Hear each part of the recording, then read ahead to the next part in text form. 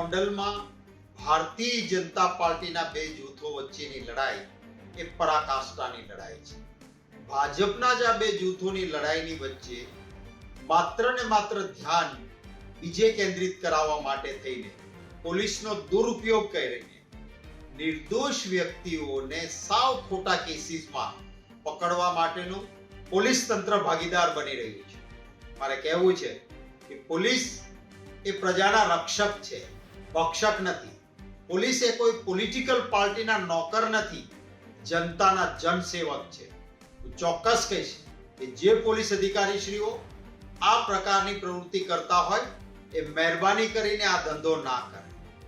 કોઈ પણ વ્યક્તિ ગુનેગાર છે એને સજા કરવાનો અધિકાર એ ન્યાયાલયને છે, અને ન્યાયાલય ગમે તેવી ફાંસી સુધીની સજા કરે આપણી બંધારણ અને કાયદાની જોગવાઈ છે.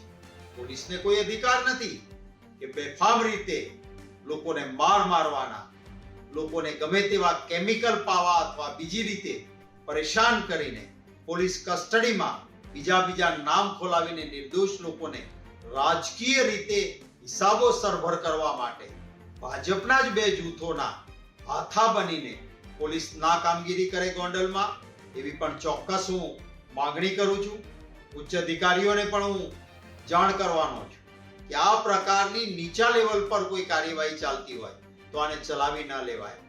માનવ અધિકાર પંચની પણ એ ફરજ છે કે ક્યાંય પણ કોઈના પણ માનવ અધિકારોનું હનન થતું હોય, હું વિનંતી કરીશ કે સ્યો મોટો માનવ અધિકાર પંચ પણ ગોંડલમાં નિર્દોષ વ્યક્તિઓને વિના કારણે ભાજપના કોઈ લોકો મન ફાવે તે એક બે જૂથના ખોટી ફરિયાદો આપે, એક જગ્યાએથી કોર્ટ જામીન આપી દે એટલે બીજું પોલીસ સ્ટેશન નવી સાવ ઉપજાવી કાઢેલી હકીકતો લઈને પોલીસ એ કોર્ટના ઓર્ડરને ઓવરરીચ કરવાનો પ્રયત્ન કરે, આ પણ હું માનું છું કન્ટેમ્પ્ટ ઓફ કોર્ટ છે, અને આ પ્રકારની પ્રવૃત્તિ પોલીસ તંત્ર ના કરે એવી હું માંગણી કરું છું.